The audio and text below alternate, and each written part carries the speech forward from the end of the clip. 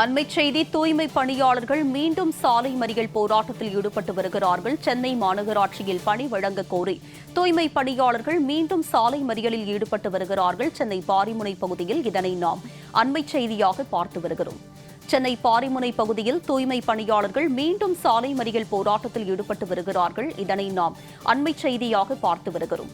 சென்னை மாநகராட்சியில் பணி வழங்க வேண்டும் என்பதே அவர்களுடைய பிரதான கோரிக்கையாக இருக்கும் நிலையில் தூய்மை பணியாளர்கள் சென்னை பாரிமுனை பகுதியில் மீண்டும் சாலை மறியல் போராட்டத்தில் ஈடுபட்டு வருகிறார்கள். இதனை நாம் அண்மைச் செய்தியாக பார்த்து வருகிறோம். பல்வேறு தூய்மை பணியாளர்கள் தற்போது மீண்டும் சாலையில் அமர்ந்து மறியல் போராட்டத்தில் ஈடுபட்டு வருகிறார்கள். இதனை நாம் அண்மைச் செய்தியாக பார்த்து வருகிறோம். சென்னை மாநகராட்சியில் மீண்டும் பணி வழங்க கோரி தூய்மை பணியாளர்கள் மீண்டும் சாலையில் அமர்ந்து மறியல் போராட்டத்தில் ஈடுபட்டு வருகிறார்கள். இதனை நாம் அண்மைச் செய்தியாக பார்த்து வருகிறோம். சென்னை பாரிமுனை பகுதியில் தூய்மை பணியாளர்கள் மீண்டும் சாலை மறியலில் ஈடுபட்டு வருகிறார்கள். இதனை நாம் அண்மைச் செய்தியாக பார்த்து வருகிறோம். தூய்மை பணியாளர்கள் மீண்டும் சாலை மறியலில் ஈடுபட்டு வருகிறார்கள். இதனை நாம் அண்மைச் செய்தியாக பார்த்து வருகிறோம். இது பற்றிய அண்மை தகவல்களோடு இணைகிறார் எமது செய்தியாளர் லாவண்யா. அவரிடம் விவரங்களை கேட்டு பெறலாம். லாவண்யா, சொல்லுங்க, தற்போது தூய்மை பணியாளர்கள் மீண்டும் சாலை மறியலில் ஈடுபட்டு வரும் நிலையில் அங்குள்ள நிலவரம் என்ன? விரிவான விவரங்களை பதிவு பண்ணுங்க.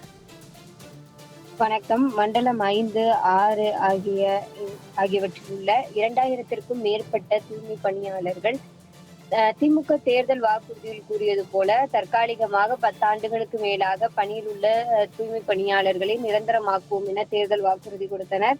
அந்த வகையிலே மண்டலம் 5, 6 ஆகியவற்றில் உள்ள 2000த்திற்கும் மேற்பட்ட தூய்மை பணியாளர்கள் நிரந்தர பணி கோரி தொடர்ந்து சென்னை ரிப்பன் மாளிகையினுடைய வாயிலில் தொடர்ந்து போராட்டத்தில் ஈடுபட்டு வந்த சூழலில் அவர்கள் கைது செய்யப்பட்டார்கள் இரவோடு இரவாக. இருப்பினும் தொடர்ந்து 150 நாளாக தூய்மை பணியாளர்கள் பல்வேறு கட்ட போராட்டத்தில் ஈடுபட்டு வருகின்றனர்.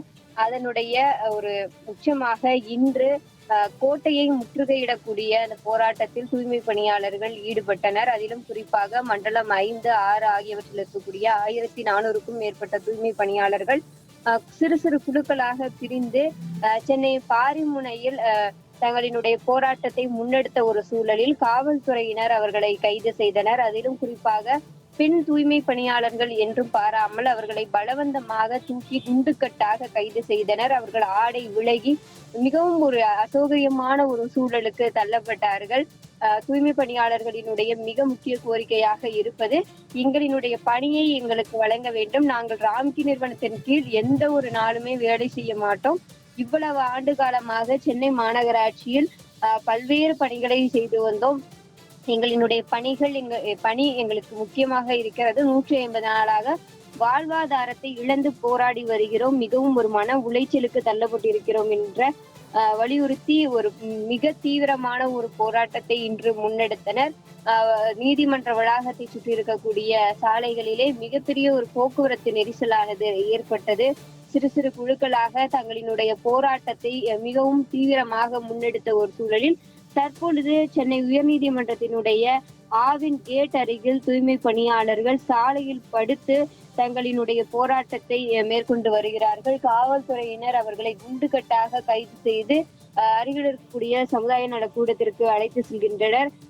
திமுக அரசு என்பது காதுகளை மூடிக்கொண்டு கண்களை மூடிக்கொண்டு எந்த விதத்திலுமே ஒரு செயல்படாத அரசாக இருக்கிறது. முதலமைச்சர் ஸ்டாலின் தூய்மை பணியாளர்களை கண்டுகொள்ளவில்லை. வாக்கரசியலுக்காக மட்டும்தான் அவர் செயல்பட்டாரே தவிர பொதுமக்களினுடைய பிரச்சனைகளை அவர் காது கொடுத்து கேட்பதில்லை.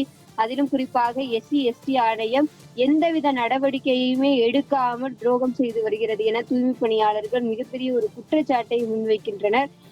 பணி வழங்க வேண்டும். பண்டிகைகள் எதுவுமே ஒரு கொண்டாடாமல் தொடர்ந்து போராட்டத்தையே பண்டிகையாக கொண்டாடி கொண்டு வருகிறோம். எங்களினுடைய வாழ்வாதாரம் முற்றிலுமாக ஒரு மறுக்கப்பட்டு கொண்டிருக்கிறது. எங்களுடைய வாழ்வாதாரம் முடக்கப்பட்டு கொண்டிருக்கிறது.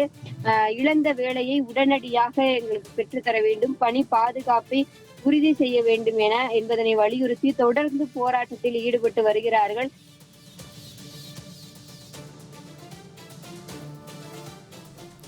உங்களுடைய விரிவான விவரங்களுக்கு நன்றி லாவண்யா.